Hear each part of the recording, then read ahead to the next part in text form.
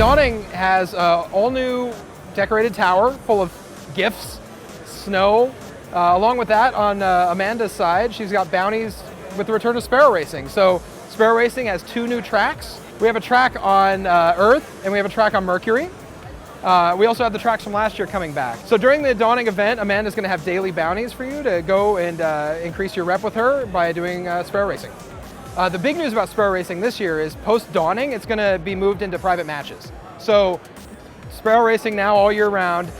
We didn't have private matches to do that last year, so now that it came out with Rise of Iron, if you own Rise of Iron, all 4 tracks, the day after the Dawning ends, you're going to be able to race Sparrows with your friends all year long. In addition to the fact that the record book from both last year and this year, you're going to be able to continue to make progress on. So if you don't quite hit it in that event window, you're going to be able to go into private matches and race Sparrows up against the record book. We did hear that people wanted access to Sparrow Racing, and we wanted to make sure we were doing it justice. So the Dawning puts it in this big package where there's tower, we're introducing the strikes feature, new exotics, really gives it time to celebrate in the Destiny universe. But now we also have, with private matches, an opportunity to keep that activity alive in a different way. The coolest stuff to earn, I think, is Icebreaker with the new ornaments. We have Thunderlord has been awesome, and now we have, if you want to customize the way you play in the heavy machine gun, but Arc isn't your damage type, you can go with Solar and Void versions of that weapon. And so that's going to be really, really cool. And you're going to kick that off through a quest that triggers by trying to complete the record book. So the record book is themed around the Dawning, and there's going to be a page that's all about strike scoring and a page that's all about Sparrow Racing.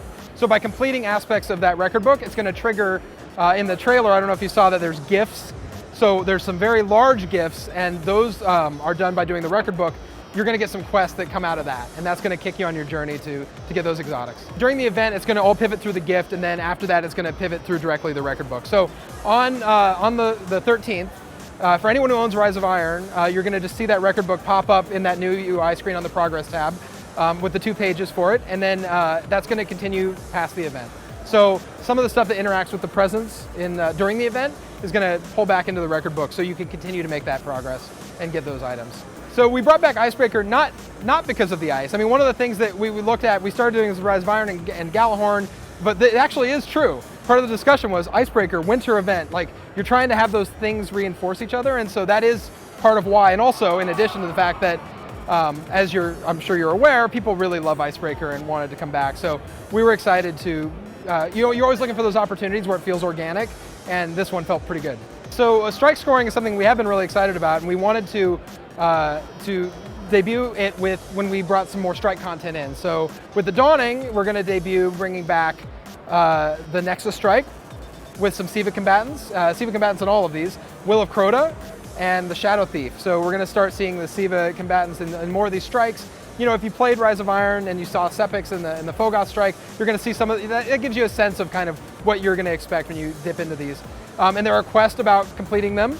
So now we're going to have Zavala having some strike quests.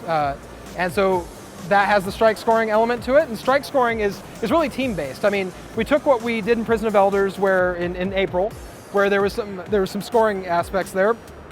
Now it's done through the bounties. So you're going to you're going to Zavala to pick up bounties that encourage you to get a higher score with your team. So when you're getting medals, so similar to PvP in Crucible, you're going to be seeing these medals flash up on your screen. So different types of kills, how fast you get them, doing stacking, but it is your team score. So it's all about your team score getting up higher. At the end screen, you're going to be able to see your individual piece as well, but it really is about cooperation and teaming up to kind of get those bounties and get that rep with Zavala. There is an all new set of gear associated with strike scoring, and you're going to be earning that by playing in the Siva Crisis playlist against those bounties that Zavala gives you to earn those rewards. Some of these things that we're trying to make traditions, like we have Festival of the Lost, we have the Dawning, where the kind of fiction behind it is that this is a holiday that's why it's in the tower and say not Fellwinter Peak. It's the last city holiday. It's something that is a combination of all the traditions of all the people that have come to this safe space.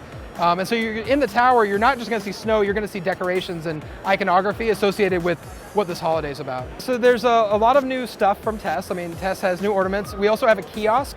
So we definitely heard people want to be able to pick the ornament that they want.